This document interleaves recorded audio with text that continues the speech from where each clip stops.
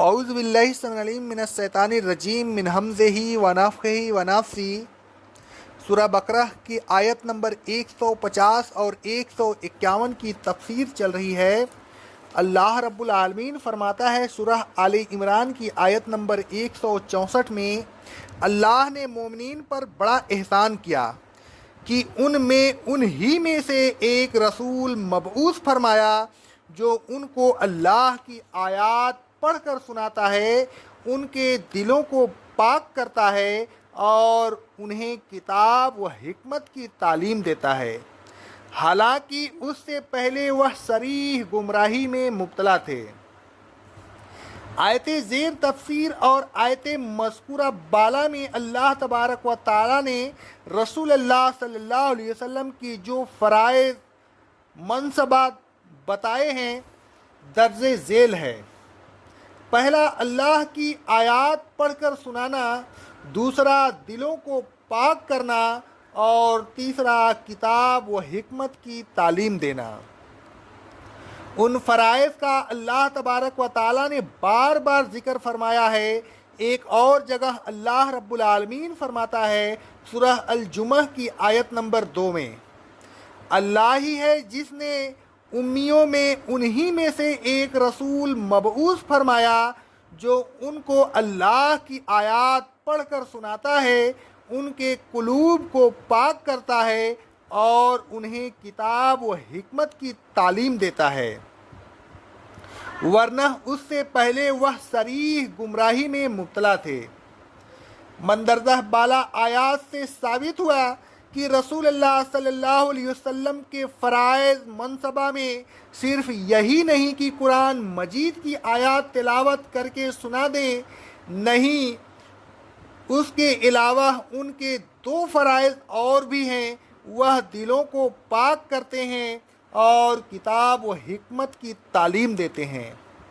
دلوں کو پاک کرنے سے یہ مراد ہے کہ وہ دل کو شرک اور وہم، باطلہ، کفر و ناشکری، کینہ و بغض، حسد و عداوت، تکبر و ریا، فخر و عجب سے پاک کرے۔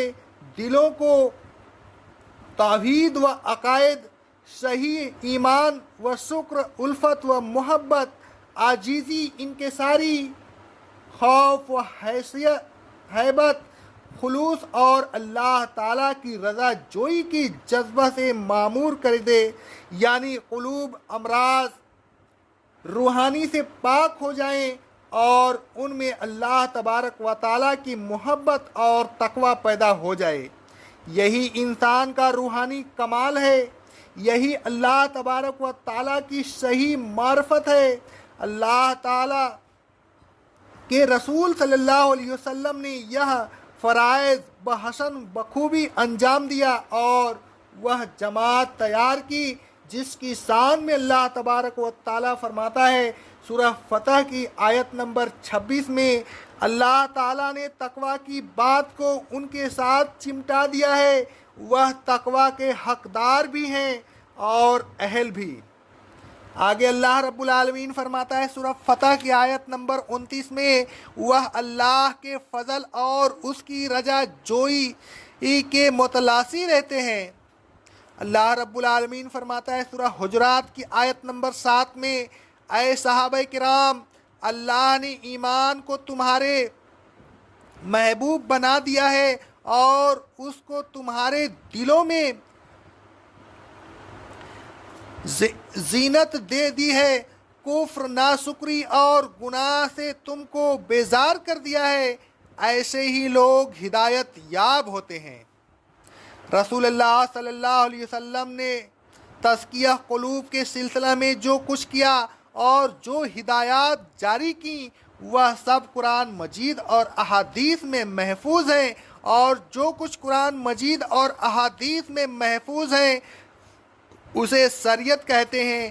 رسول اللہ صلی اللہ علیہ وسلم نے تزکیہ کے سلسلہ میں شریعت کے علاوہ کسی اور قسم کی تعلیم نہیں دی، لہذا ثابت ہوا کہ طریقت، حقیقت اور معرفت کی اصطلاحیں سب خود ساختہ ہیں اور جو کچھ ان میں شریعت کے علاوہ پایا جاتا ہے سب ضلالت ہے۔ رسول اللہ صلی اللہ علیہ وسلم کا تیسرا فرائض منصبہ جو مندرجہ بالا آیات اور آیت زیر تفسیر میں بتایا گیا ہے وہ تعلیم کتاب و حکمت ہے۔ کتاب و حکمت دو چیزیں ہیں، رسول اللہ صلی اللہ علیہ وسلم نے ان دونوں کی تعلیم دی۔ دوسرے لفظوں میں رسول اللہ صلی اللہ علیہ وسلم نے قرآن مجید اور احادیث کی تعلیم دی، ان پر عمل کرنے کا طریقہ بتایا جسے سنت کہتے ہیں۔ کتاب و حکمت کے درمیان جو داؤ ہیں وہ داو اضفا ہے، اور قرآن مجید میں کتاب اور حکمت کے درمیان بار بار داؤ کا استعمال ہے۔ اس کے متفع ہونے پر دلالت کرتا ہے۔ یہ دائیں تفسیر نہیں ہو سکتے، اس لیے کہ دائیں تفسیر کی بار بار کیا ضرورت تھی، ایک بار وضاحت کر دینا کافی تھا۔ مزید برآں تفسیر کی ضرورت تو انسانوں کو ہوا کرتی ہے، اللہ تبارک و تعالیٰ کو تفسیر کی کیا ضرورت ہے؟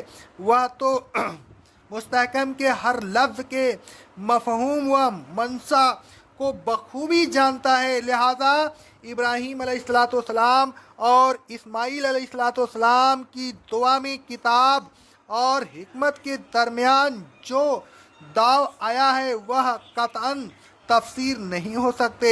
ابراہیم علیہ السلام اور اسماعیل علیہ السلام کی دعا ہے۔ اللہ رب العالمین فرماتا ہے سورہ بقرہ کی آیت نمبر 129 میں، اے ہمارے رب، ان لوگوں میں انہی میں سے ایک رسول مبعوث فرما جو تیری آیتیں ان کو پڑھ کر سنائے، انہیں کتاب و حکمت کی تعلیم دے اور ان کے دلوں کو پاک کرے، بے شک تو غالب اور حکمت والا ہے۔ اس آیت میں رسول اللہ صلی اللہ علیہ وسلم کے وہی فرائض بتائے گئے ہیں جو آیت زیر تفسیر اور دوسری آیات میں بتائے گئے ہیں۔ ابراہیم علیہ السلام اور اسماعیل علیہ السلام کی دعا کی مقبولیت آیت زیر تفسیر